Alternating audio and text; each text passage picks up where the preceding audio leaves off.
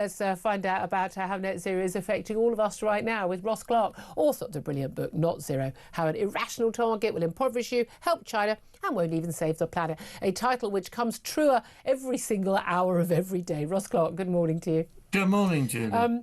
Latest stories. We had some fascinating stories over the last few days about how Starmer's trying to tie us even closer to the EU with their net zero targets. We've had the various of these companies, these car companies basically saying, yeah, we're going to go back to diesel cars. No one wants to buy these electric cars, even if you're fining us a huge amount. And we've had Ed Miliband doing deals with Gavin Newsom on green energy. He's the governor of California and could possibly be the next Democrat contender for the presidency of the United States. What do you make of it all, Ross?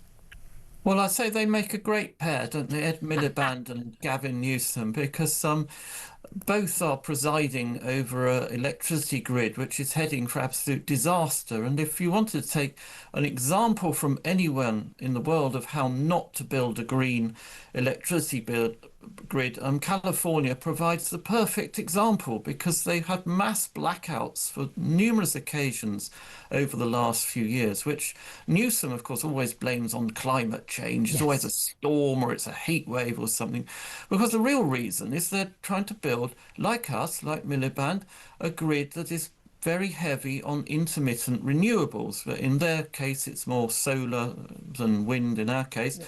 But, there is a fundamental problem, which I'm sure your listeners are intelligent enough to work out by themselves, which is that the sun tends to go down every evening. What? And Californians don't tend to like to go to bed immediately when it goes down. And as a result, they still use air conditioning, they cook and they go out to the movies and so on. And there's a very big problem, particularly in September evenings in California, where there's not as much incoming solar energy as there is in July and August, but demand for air conditioning can still be very high, and California just basically runs out of power. And this, by the way, I mean, this is basically one of the wealthiest states. It's got the most amazing natural resources. If it were a country on its own, it would be the 8th biggest economy in the world, and they can't keep the sodding lights on. No, and neither are they generating enough power. Like Britain, we import about 12% of our electricity now is imported from neighbouring countries. We're just not producing enough. Yeah. In California, it's like 18% of their, they've got these energy-hungry data centres. It's the sort of tech capital of the world.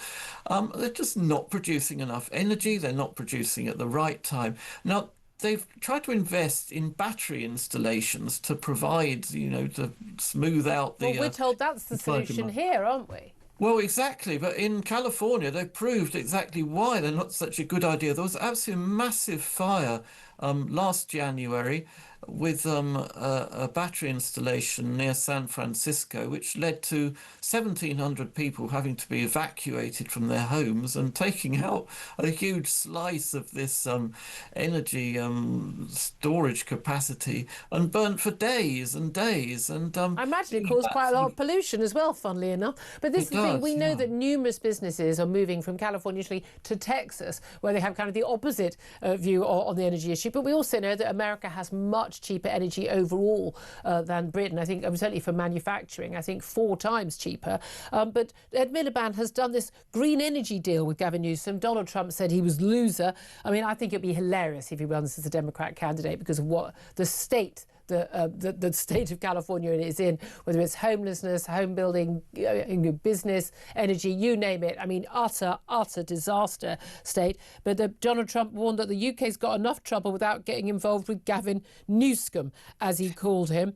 But there is this very, very big issue, isn't it? I mean, it's just a memorandum of understanding. It won't actually mean anything. But we do still have, and it's not just Miliband, it's Ed Miliband and the rest of the cabinet all seem to be signed up to this.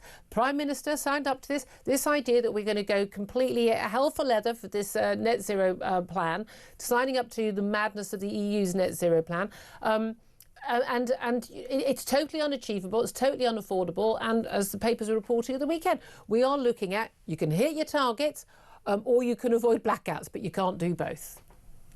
Well, exactly, and so California is rather proving that as well. And what's the wealthy Californians, where you mentioned businesses moving to Texas, and also wealthy Californians moving to Florida because they've sort of had enough of how the state is being run. I mean, particularly the tech capital of the world. I mean, has this very hungry, energy-hungry AI industry now, and the state is just simply not providing enough power. And of course, we've got that in Britain now as well. We've got Keir Starmer trying to talk up the AI industry, how it's going to save the UK economy and so on.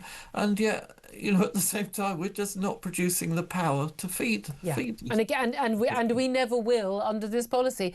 It's almost like the left hand doesn't know what the right hand's doing, or the left hand doesn't even know what the left hand's doing in this case. Ross Clark, author of Not Zero, always great to hear from you. Thank you very much indeed. Tom Slater, listening to all that, editor of Spiked Online. It's actually painful, some of the stuff that happens. And I've always said this thing, I've got the same qualification in climate science as Ed Miliband has. Zero, de nada. You don't have to have the maths of anyone over the age of 6 to understand none of these numbers match up. He knows it, they know it, his advisors know it, everyone in the car industry, everyone in the energy industry. The industry leaders are now speaking out and going, guys, we're getting a bit close to actually where we are going to have blackouts. Do you think we're just going to have to get to the point where we have the blackouts for everyone to wake up and realise this is all madness? I mean, depressingly, I think it might have to get to that point. You would only hope that Ed Miliband would finally see sense, but it's not something that he's been great at doing over the course of his But it's up to Keir Starmer ultimately. At the end of the day, the policy on energy is set by the Prime Minister. The problem is this government is so stuffed with political pygmies that Ed Miliband is actually a kind of towering figure. That's the unfortunate situation we found ourselves in. It's true. I mean, this is somebody who's being Well, at least he believes in something. He may be wrong, but at least he believes in something. Totally mental, but he does believe in it. That's one thing that I genuinely worry he is, but I'm sort of... couldn't get rid of him. I'm sort of at the point where he is still the most popular figure on the Labour bench as to be the next Labour leader. I kind of want him to become... Let's just go out in a blaze of glory. Come on.